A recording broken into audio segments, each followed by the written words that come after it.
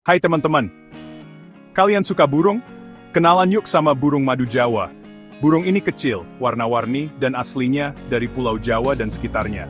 Bulunya itu keren banget berkilau kalau kena sinar matahari, kayak pelangi terbang di halaman rumah.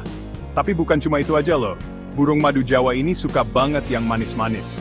Mereka suka minum nektar dari bunga, kayak burung kolibri. Paruhnya yang panjang dan melengkung, itu pas banget buat nyedot nektar di bunga. Tahu nggak? Burung madu Jawa jantan itu jago pamer.